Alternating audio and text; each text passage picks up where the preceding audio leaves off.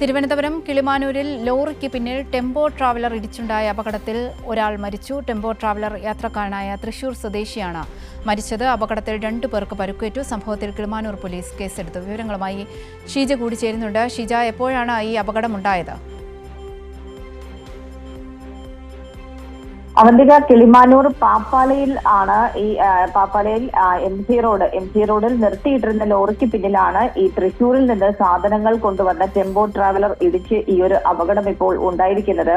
Tempo traveller യാത്രക്കാരനായ വ്യക്തിയാണ് ഇപ്പോൾ മരിച്ചിരിക്കുന്നത്.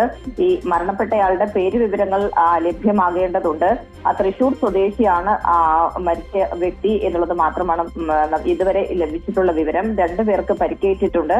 നിലമേൽ ഭാഗത്ത് നിന്ന് തിരുവനന്തപുരം ഭാഗത്തേക്ക് വരികയായിരുന്നു ഈ ടെമ്പോ ട്രാവലർ. തിരുവനന്തപുരം ഭാഗത്തേക്ക് പോകുന്ന ലോറി റോഡ് സൈഡിൽ നിർത്തിയിടുകയായിരുന്നു. അതിനുശേഷം റോഡ് സൈഡിൽ നിർത്തിയിട്ടിരുന്ന സമയത്താണ് ഈ ലോറിയുടെ പുറകിലായി ടെമ്പോ ട്രാവലർ ഇടിച്ച് ഈ ഒരു അപകടം ഉണ്ടായിരിക്കുന്നത്. ടെമ്പോ ട്രാവലറിന്റെ മുൻവശത്ത് ഇരുന്ന യാത്രക്കാരനാണ് തൽക്ഷണം ഇപ്പോൾ മരണപ്പെട്ടിരിക്കുന്നത്. വെഞ്ഞാറമൂട് ഫയർഫോഴ്സും പോലീസും നാട്ടുകാരും ചേർന്നാണ് രക്ഷാപ്രവർത്തനം നടത്തി ഈ ടെമ്പോ ട്രാവലറിന് ഉള്ളിലുള്ള ഉണ്ടായിരുന്നവരെ പുറത്തെടുത്തത്. പരിക്കേറ്റവരെ ആംബുലൻസിൽ ഉടൻ തന്നെ ആശുപത്രിയിലേക്ക് മാറ്റിയിട്ടുണ്ട്.